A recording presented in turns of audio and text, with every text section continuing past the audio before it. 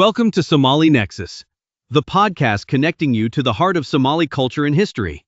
What if you could taste a story that has been told for over 1,000 years?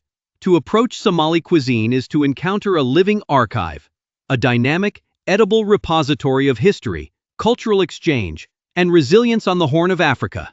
More than just a collection of dishes, the Somali table tells a compelling narrative through aromatic spices and ancient grains. In this episode, Somali Cuisine, Ancient Recipes Unveiled, we journey back in time to discover the bedrock of this incredible culinary tradition.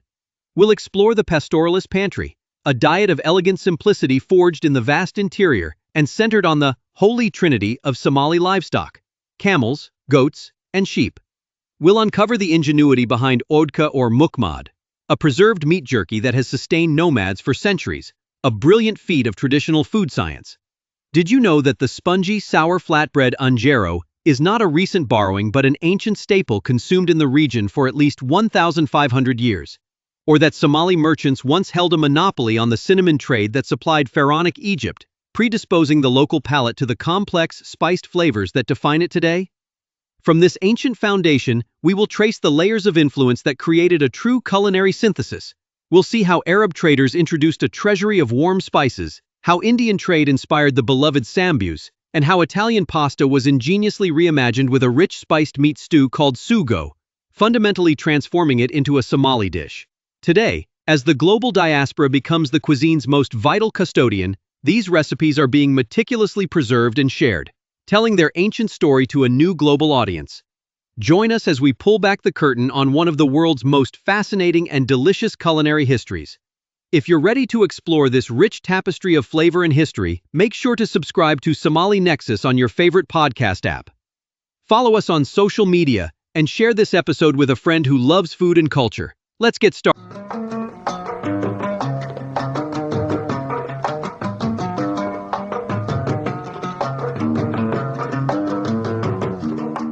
Welcome, listeners, to a deep dive into a culinary tradition well, it's really a living archive. It really is. We're talking about Somali cuisine today. Looking at this stack of sources, it just unveils, a millennium of history, cultural exchange, and incredible resilience on the Horn of Africa.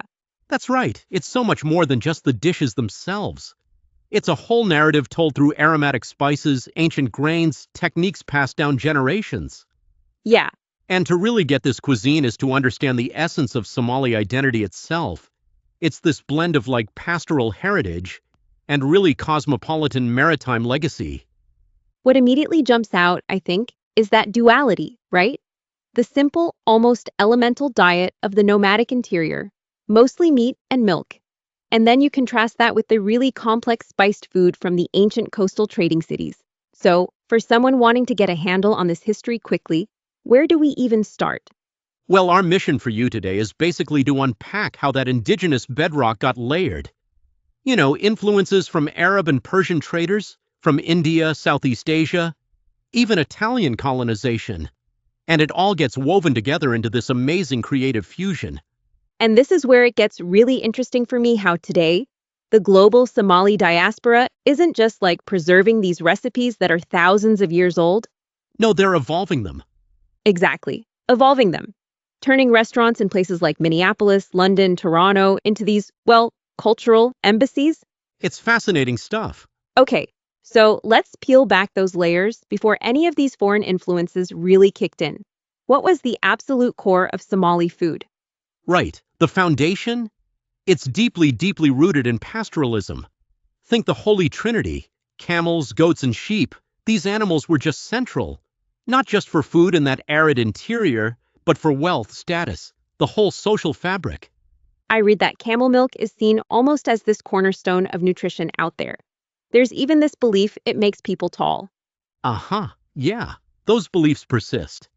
And while camel meat is really prized, goat and lamb were maybe more day-to-day. It sounds like hospitality was just fundamentally linked to offering meat. Oh, absolutely everything. That deep reliance created a diet that was, elegantly simple but also profoundly efficient.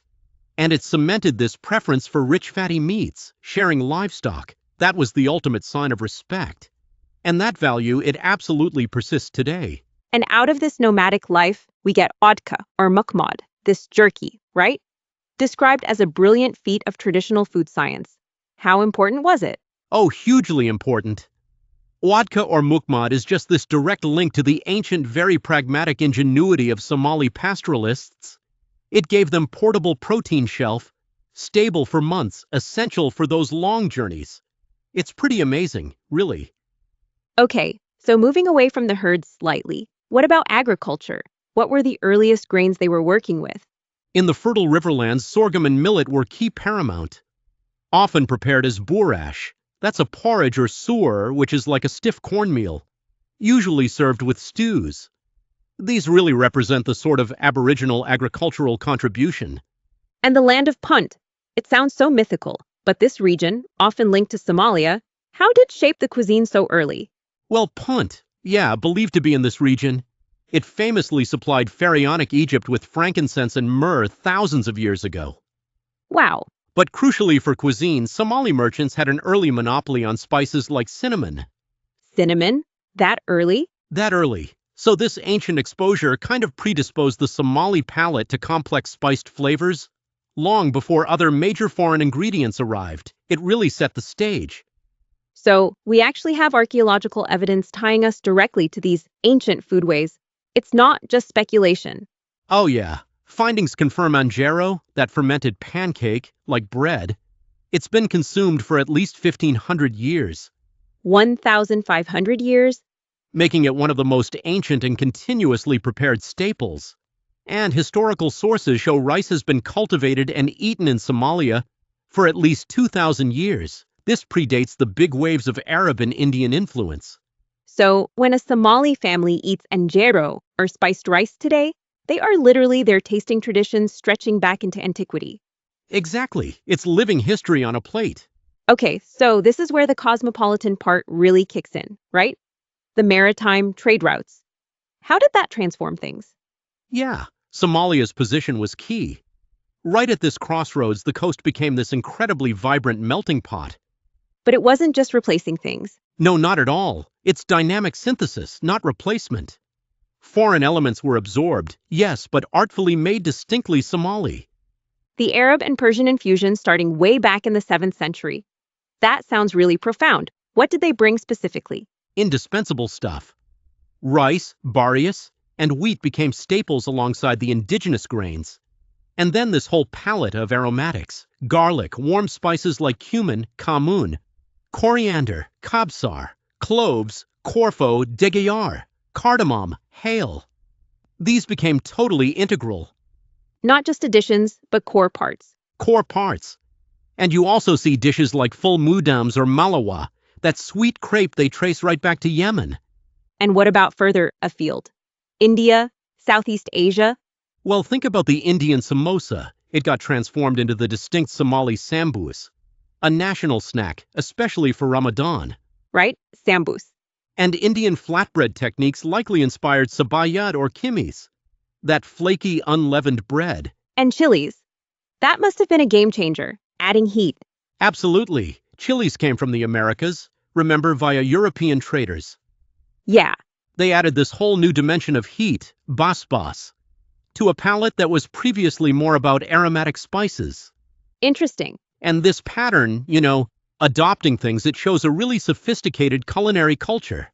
Confidently selecting, adapting, integrating. It's what some call culinary creolization. Culinary creolization. I like that. It's not just borrowing, it's transforming. Exactly, a kind of cultural alchemy. Taking something new but making it utterly your own. Speaking of unique flavors, Hawaash. The sources call it the soul of Somali flavor. That's a big claim. What is it? Hawaash? Yeah. It's the quintessential national spice blend. It runs through almost every savory dish. And the name itself, it's a Somali version of the Arabic Hawaaij, meaning essentials, points right to a Yemeni origin and its absolutely fundamental role. So, what are the core spices, and how is it made? What gives it that depth? Well, recipes definitely vary family to family, But a key thing is dry roasting whole spices. Ah, okay. That crucial step wakes up their essential oils. That's where that characteristic depth and aroma comes from. It truly is the backbone, like the sources say. distinguishes Somali cooking from its neighbors, for sure. Okay, shifting gears a bit. The Italian influence, more recent, obviously, and maybe more visible in some ways. How did colonization impact the cuisine? Yeah, unlike that slow osmosis of trade, Italian colonization brought staples in more directly. But true to form, Somali culture was selective. It adopted but also reinterpreted these elements pretty powerfully. So, pasta, pasto. It became beloved. But it wasn't just Italian pasta served the Italian way. No, not at all. Far from it. Basto got paired with sugo, which is this heavy, really deeply flavorful meat stew, usually beef or goat, and heavily seasoned with Hawaash. Hawaash, exactly. So pairing that foreign carb with their own traditional flavor base, that's a prime example of the cuisine adaptive genius. It's fusion, but on their terms. And the banana? My sources kept pointing this out. This unique habit of serving a whole, fresh banana as a side with savory meals. How did that happen? Well, the Italians established banana plantations, leading to this abundance. Supply. Right. And the banana provides this brilliant counterpoint. Sweet, cool freshness against the hot, savory, richly spiced main dish. It's not just there, it's iconic. Now, a core part of Somali dining. This sounds like more than just making do. The sources call it an act of post-colonial culinary assertion. What does that really mean in practice? Taking pasta and making it Somali. A powerful idea by basically rejecting the Italian system, their lighter sauces, but embracing the ingredient, the pasta, and then pairing it firmly with their own flavor base, Hawaash, and a local fruit, the banana. Somali cooks effectively, decolonize those ingredients. Decolonize the pasta. Yeah, they repurposed colonial tools to create something totally new, uniquely their own. It reflects this modern, blended, syncretic national identity. A quiet but strong statement. And that whole process seems perfectly captured in a dish called federation. What's that? Federation is fascinating. It's a restaurant dish, usually on a big oval plate. Equal parts rice and spaghetti. Okay, Topped with a rich stew, maybe some salad, and of course, the banana. the banana. The name itself is a metaphor, right? The union of pre-colonial rice and the adopted colonial pasta side by side. It symbolizes modern Somalia's integrated identity. Delicious history lesson. Okay, let's get into some more specifics. These amazing dishes. What are the key breads we should know? Well, Anjaero or lahu, that's the most ancient, the most iconic. Sour, spongy pancake. 1,500 years old. Still blows my mind. Often for breakfast with ghee and sugar or savory sides. Then there's mufo, thick cornbread baked in a clay oven. A tinar popular down south. Mufo. Okay. Sabayad or kimis is flaky, layered. And malawa, sweet, thin crepe, like often with honey. Each one tells a story. So distinct. And the heart of the meal, the main courses. Barias is kukaras that's widely seen as the national dish. Fragrant, one-pot spiced basmati rice cooked with meat. Hawaash. Central to celebrations, weddings especially. The name literally means cooked mixed together. Simple, descriptive. I like it. And sukar is another really versatile one. Finely diced sautéed meat served with rice, pasta. Those flatbreads go with everything. And with something sweet or snack or even drinks. Halwa is unique, gelatinous, chewy confection. Sugar, cornstarch. Ghee, spices. Essential for Eid and weddings. Halwa. Got it. Gashado is a much-loved coconut sweet.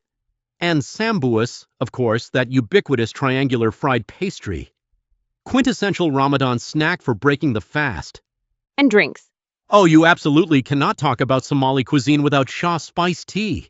It's a cultural institution, especially the afternoon ritual. Asariye, time for socializing, storytelling. It's strong black tea, cardamom, cloves, cinnamon, ginger.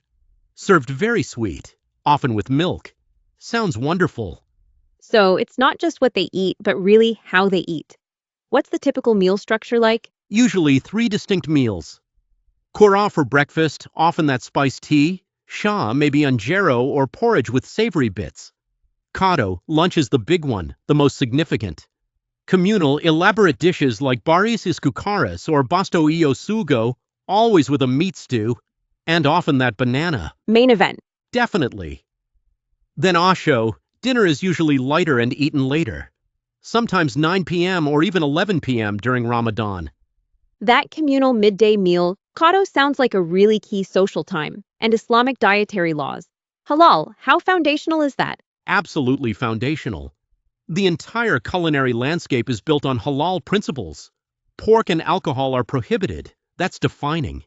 And meat has to be ritually slaughtered, non-negotiable. Shapes everything. And specific rituals, maybe around the table itself. Hospitality, Sudawan, is paramount. Refusing food as a big deal can be seen as an insult. Right. Meals are deeply communal, often eaten from one large shared platter. And traditionally, you eat with the right hand. Very tactile connection to the food. And we have to mention the banana ritual. Again, it just sounds so unique. Can you paint a picture? How does it actually work? Yeah, it is perhaps the most distinctive custom. Picture this.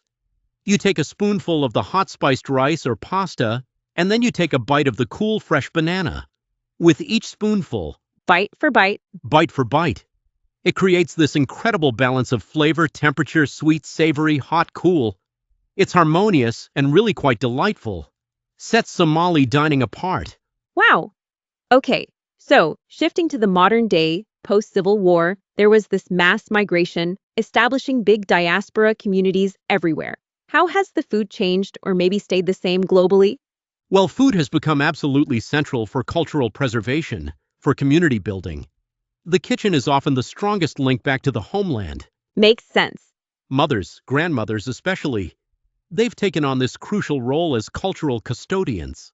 Passing down recipes, yes, but also the values, the traditions to the younger generations born outside Somalia. So it's really a conscious act preserving heritage through food to create a sense of home. Precisely that. You see a lot of documentation of the cuisine by the diaspora, writing down recipes, food blogs, opening restaurants. It's a powerful act of kind of cultural reconstruction after the trauma of war and displacement. Like rebuilding through food. Exactly. People like Hawa Hassan, the former refugee turned cookbook author. She explicitly talks about her work as preserving stories, challenging those one-dimensional narratives of just war and famine. That's powerful. What about adaptations? Things must change when ingredients aren't available. Oh, for sure. While the core flavors, the Hawaash, that aromatic profile that's meticulously preserved, ingredients often have to shift. Like camel meat, for instance. Hard to find in most places, so it's usually replaced with more accessible beef, lamb, or chicken. Practical adaptations, but the diaspora experience also brings challenges. Increased access to processed foods. Unfortunately, it's been linked to a rise in chronic health issues, which is a stark contrast to the traditional whole foods diet back home. Yeah, that's a common story, sadly. Who are some of the figures really bringing this food to a wider audience now? These new cultural ambassadors. Hawa Hassan, definitely within Bibi's kitchen. And people like Ifra F. Ahmed of Milk and Myrrh, their work is vital. Documenting oral histories, using food to tell these really nuanced stories of resilience of culture.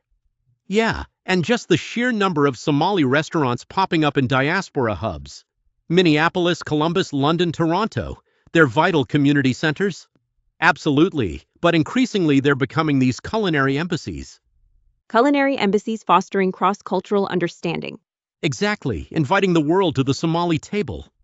So, wrapping this up, what does this all really tell us? This deep dive into Somali cuisine feels like a profound testament to history, doesn't it? Pastoral resilience meets maritime cosmopolitanism. It really is. It's this continuous story of adaptation, absorption, innovation. You go from ancient recipes like wadka, mukmad, that 1500-year-old Anjaero.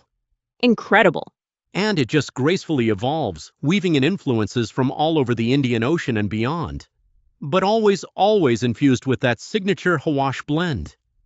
That capacity for creative synthesis, like pairing pasta with a banana. Yeah. It's allowed the cuisine to stay deeply rooted but also dynamically open. And the diaspora today, they're the vital custodians. Yeah, and it was once described as sort of culinary blank space to the outside world.